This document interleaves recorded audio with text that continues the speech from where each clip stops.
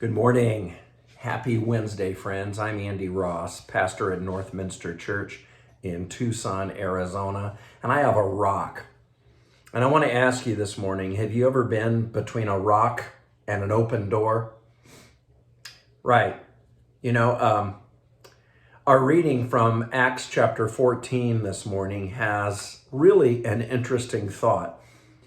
Paul and his friends are talking to people about Jesus and how God is a living God who supplies what we need.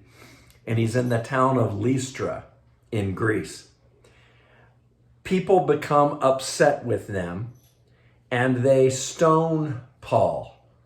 They hurl rocks at him, just like this, and they leave him for dead.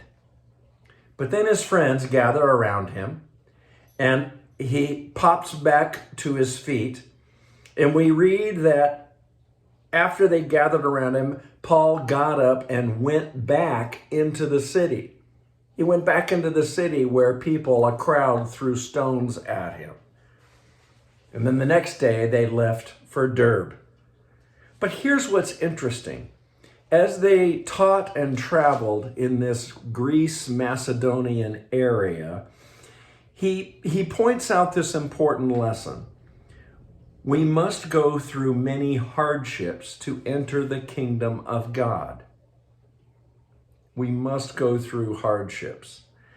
Later on, when these great Christian leaders return to the church in Antioch, they have this description of their trip.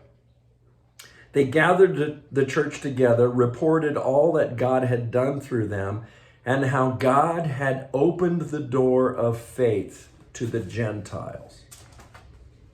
Traveling, teaching, being left for dead because people threw stones at you, that was what Paul would call God opening a door.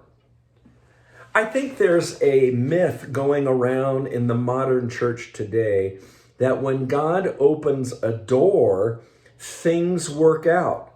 The lights turn green. Things are either easy or they just flow together.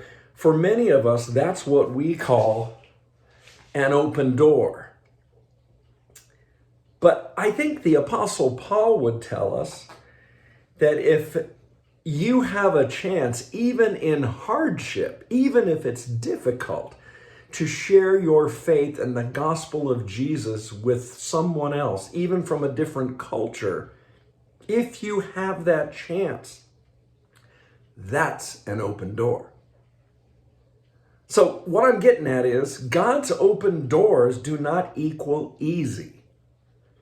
Now, I don't know if it means for you being stoned and left for dead, but what are the open doors of faith sharing, caring and reaching out and connecting with others through Jesus Christ? It may not be easy, but it may be a door that is open for you and for the Spirit of Christ to bring people to life. Think about that. It begins with prayer. And friends, have a wonderful Wednesday. Lord's blessings and open doors to you.